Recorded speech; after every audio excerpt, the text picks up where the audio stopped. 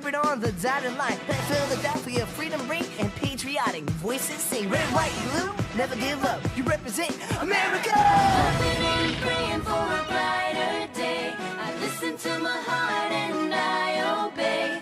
How can I see it any other way? I'm looking at life with my own eyes.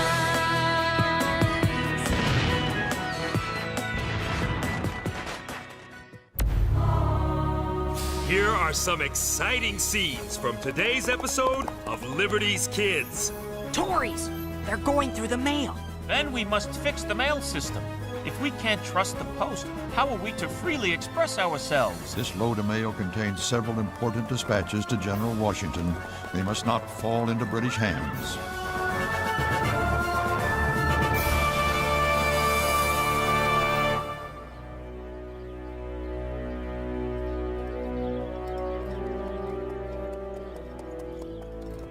Dearest Sarah, you wrote that you would send a letter to me every day, yet I have not received one in ages.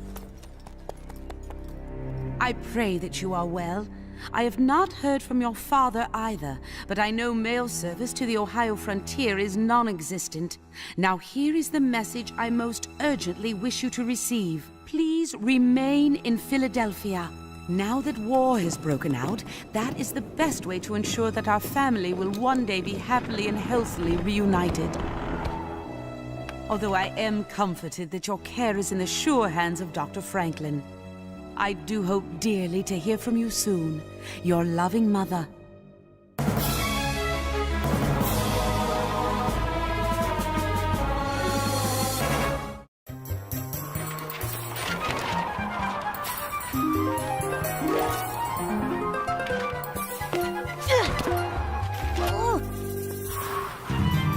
Come back here!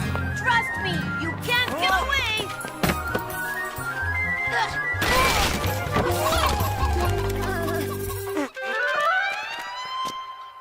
Whoever said no news is good news wasn't in the newspaper game. There must be something you could write about. Maybe, but we haven't heard from any of our correspondents in 2 weeks. Look what I found in the street! Litter? A letter! The postman must have dropped it. Let me see. You shouldn't read somebody else's mail. We have to deliver it to the rightful owner. But we are the rightful owner. It's addressed to the Pennsylvania Gazette. It's news, right? Am I right? Oh boy, ask and ye shall receive. A report about British troop movements.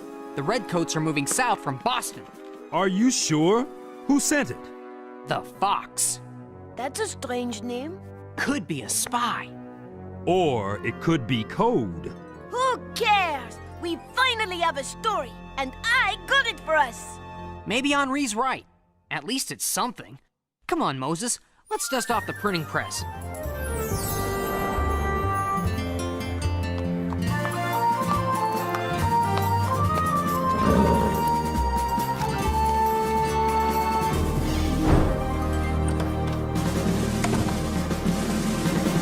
I'm looking for a Sarah Phillips. We've got a Sarah Phillips. Is she here? I'm carrying a letter for her. Henri, go get Sarah. Who do you think I am? Your assistant? Yes. I'll get Sarah. You're a captain? Captain Hodges, at your service. And you're carrying the mail? I'm on my way to rejoin General Washington's troops in Boston. I was entrusted with this letter during my trip to Fort Pittsburgh. I bet that's from Sarah's father. We have news, Captain. Big news. British troops are moving south from Boston. That can't be true. It's true. It's right here in this letter. Do you know this Fox person? No, but it's addressed to us. We're putting out a special edition of the Gazette to spread the word. I wouldn't do that. Do you see this letter mark? Looks like an F. It is an F. I don't understand. What does it mean? It's code. There's a secret message hidden somewhere inside. I don't see any secret message. You can't see it. The real message is between the lines, written in invisible ink. Invisible ink? Both sides are using invisible ink. In case a letter is lost or captured, the Redcoats would like nothing more than for you to print this in your paper. Why? They want us to think they're moving south, so we'll be unprepared when they spring their real plan. We almost fell for their trap. You must be very careful about the mail. It can't be trusted. The British control it. How does this invisible ink work? I mean, what good is a secret message if nobody can see it? There's a special treatment. We'll need a man of science to help us. I know just the man. The letter F means fire. If it was marked with an A, I'd have to treat the letter with acid to make the invisible ink visible. Gather round. The invisible ink is a mixture of ferrous sulfate and water. The heat from the candle oxidizes the mixture and makes it possible to read what is written. That's fantastic. Very clever. What does the secret message say? Exactly opposite of what they wanted you to know. The British are not leaving Boston. It will be up to General Washington to force them out. There you are. Somebody wanted to see me? Sarah Phillips? Yes. I've carried this a long way. It's from my father. He's on the Ohio frontier. Oh, thank you. Of course. And now I must be on my way. Be careful. All of you. It's only the second letter I've gotten from him since I've been here. What does he say? When is he coming back? Is he all right? He doesn't say. And this letter is 2 months old, and I can't write him back to ask. There's no mail service to the frontier. And I can't even tell Mother I've heard from Father, because she isn't getting the letters I send her. She's not? You write to her every day. But they're not getting through. Captain Hodges said the British control the mail. I'm going to investigate. And I'm going to assistant investigate.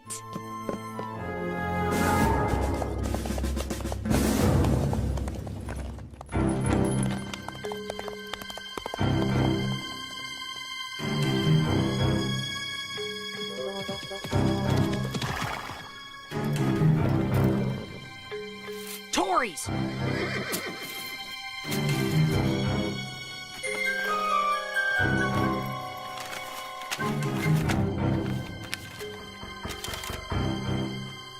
They're going through the mail. It's an offense, an outrage.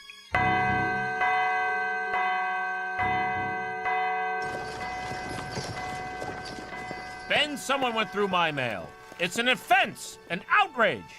Fences can be mended, Mr. Adams. My comments about Mr. Dickinson, as critical, even petty as they were never meant for publication. Whoever stole my letter printed it to humiliate me and drive a wedge between Massachusetts and Pennsylvania. Here comes Mr. Dickinson now. Perhaps you can make peace with him. Mr. Dickinson, may I have a word with you, please? He's as stubborn as I am. Can you blame him, John? You called him a piddling genius. Yes, in a private letter. Ben, we must fix the mail system. If we can't trust the post, how are we to freely express ourselves? The publication of my letter hurt our cause. It aired a division in our ranks, just when it's most important for us to show unity of purpose.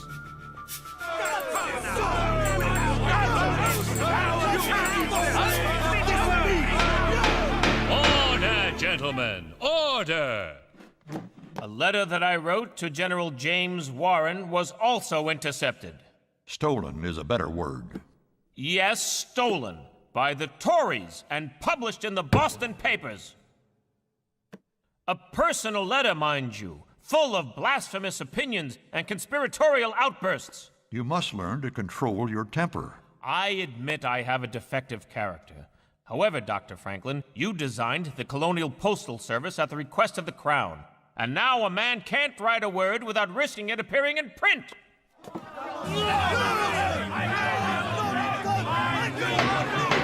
Order, gentlemen, order! Dr. Franklin, since you are the father of modern postal practices, I move you be appointed head of a committee to devise a new colonial postal service, independent of the British Crown. In the meantime, we mustn't use the royal postal system, unless you would be comfortable with King George himself reading what you've written. In the meantime, we have to find a way to get this load of mail through to New York. We can't spare another soldier. I'll take it. That's very brave of you, James, but it could be dangerous. I'll be careful. You'll have to be more than careful. Count on me, sir. I'm going to have to do just that. This load of mail contains several important dispatches to General Washington. They must not fall into British hands. I'm going too. It's not safe. But you're carrying a letter to my mother with news of father. I want to see with my own eyes that it gets on the mail boat for London. Besides, I'm twice the rider you are. You are not. And two. Are not. Sarah, if our colonial army possessed an ounce of your pluck, we'd have nothing to fear. We'll see who's twice the rider. I want you both to follow Route 1, the postal road connecting Philadelphia to New York, which I established 20 years ago as Royal Postmaster General. I set up a series of milestones that will lead you to New York. The milestones are placed at regular intervals all the way to Boston. My postal system was a model of efficiency, but that was before our current troubles.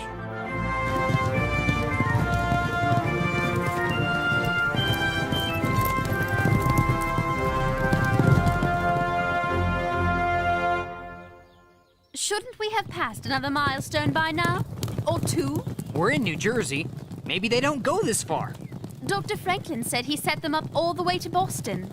Isn't that one? Oh no! Oh. They're the ones who bribed the postman. They're Tories. They're waiting to intercept the mail. What are we going to do?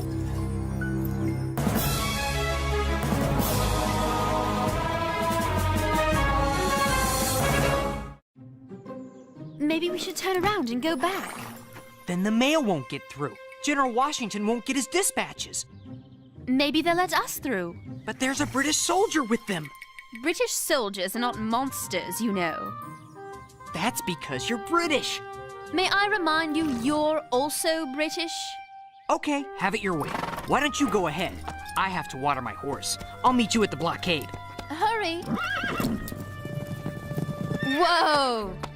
Now, why would a pretty young lass such as yourself be out riding alone? Thank you, sir. You are most kind. I am not riding alone. My friend James is watering his horse. He'll be along. And what is the nature of the business that takes you to New York? Well, you see... here he comes. Whoa! Now that he's here, may we pass? I'd still like to know the nature of your business. We're visiting a sick friend. Sarah got a letter that was weeks old saying that a dear friend of ours may perish soon. We only hope we're not too late. Oh, well, in that case, please move along. We won't detain you further. Thank you, kind sir. Your servant, milady. That was a shameless taradiddle you told them about our perishing friend. I know. It was wrong. The truth would have done just as well. I was afraid to take the chance. James, you haven't got the mailbag. You think we would have made it through if I did? But where is it? Where they won't find it. James, what have you done with the mail? We'll sneak back for it when the sun goes down. You are shameless. Do you want your letter to get through or not?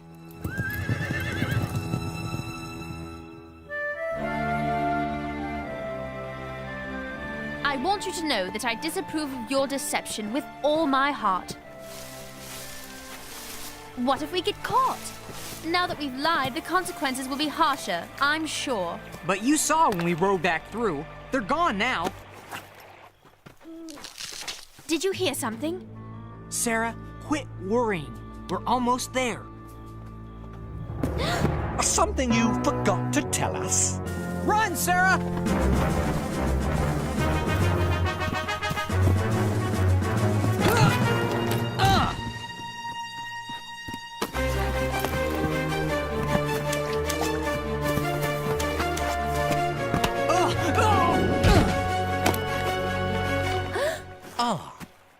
What have we here?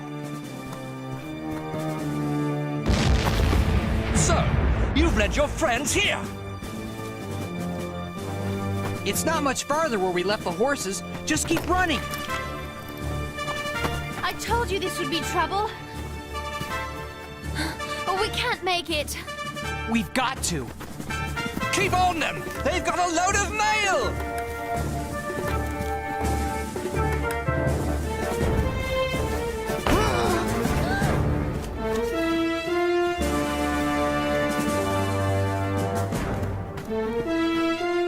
coming with us.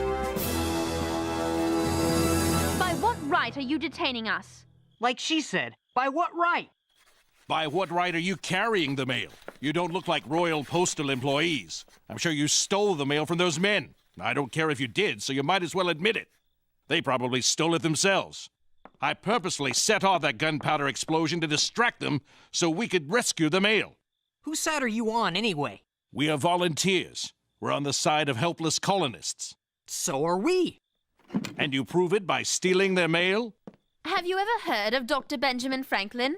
Who hasn't? We're carrying the mail for him. Have you some proof of that? I do. Dr. Franklin asked us to deliver these letters to New York. Well, this is Franklin's signature. So you are official couriers. That is a very different matter. Congress has asked Dr. Franklin to look into the possibility of forming an independent postal system for the colonies. Did everybody hear that? We're breaking away from the Royal Postal System! Wonderful! Mail, yes. You have no idea what good news that is. Those Tories wanted the mail. I'm sure they did. And may we ask who you are? You may, if you can keep a secret. I can. And you? Of course. We began some years ago as the New Jersey Committee of Correspondence. We were a volunteer organization dedicated to spreading news throughout the colonies. Our mission was to unite the colonies through better communication. We sent messages to the colonies about the British threat. We copied press reports and intelligence messages gathered from our spies, and we spread them throughout the colonies. Now we still work together, keeping tabs on Tory spies, like the men who tried to steal your mail. Then you'll let us carry our bag to New York? Let you? We'll help you. We'll supply an armed escort all the way to New York. You see, I told you my plan was a good one. But you could have gotten us in trouble. She's not kidding. The British would gladly imprison any one of us in this room for what we're doing. You two amaze me with your courage. You're too kind. He's right, Sarah. You showed some real bravery. Why not? I've got you to inspire me, even if I don't always approve of your tricks.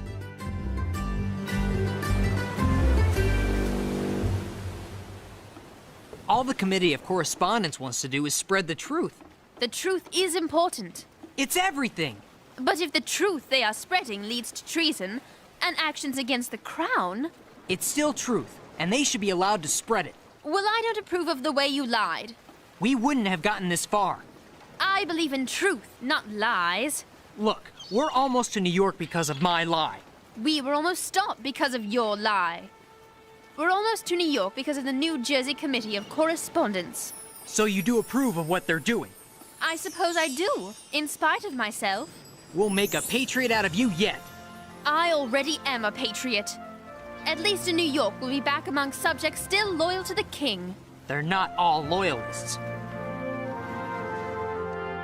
We've brought the mail all the way from Philadelphia!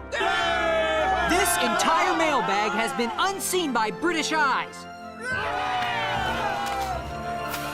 Why are we stopping off in this tavern to brag about our exploits? This is the end of the line, Sarah. The mail is distributed here.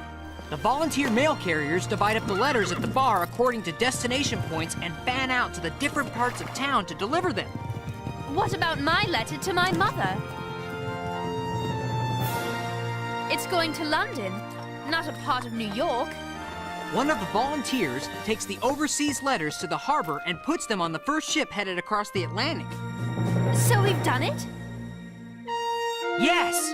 My mother will get her letter? She will, Sarah. You can count on it. James, I'm so happy I could kiss you. Sarah, please. I've suffered enough at the hands of the British.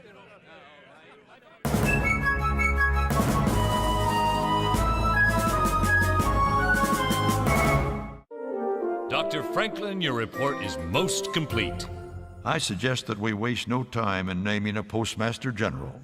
Because of his expertise, experience, and genius, and as a slap in the face to the British Crown which saw fit to remove him from his post, I put into nomination the name of Dr. Benjamin Franklin for the office of Colonial Postmaster General. All in favor? Aye! All opposed? It's unanimous. May I present to you the first man in history to hold the title independently of any king or royal principality, Postmaster General Franklin.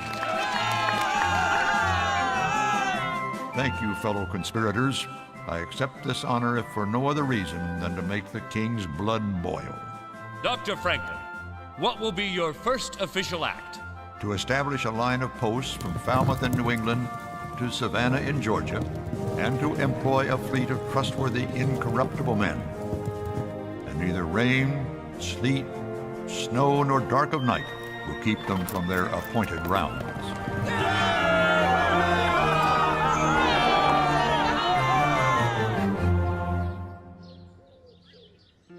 27 July 1775. Dearest Mother, I have read your last letter 30 times, which is one time for each day I waited for it. I am so relieved that you received my letter about Father. I am relieved that you received any letter from me at all. Thanks to James and Dr. Franklin, I have a new appreciation of the importance of the postal service and of communication in general. How can the colonists hope to survive these difficult times without communication? Even if I don't agree with all of their stated aims, I do so admire the work that Dr. Franklin has done and continues to do in an effort to make this gigantic world a little smaller, so that, even if we are separated by geography, we may all be united in understanding. Franklin, named Postmaster General of new independent colonial postal service.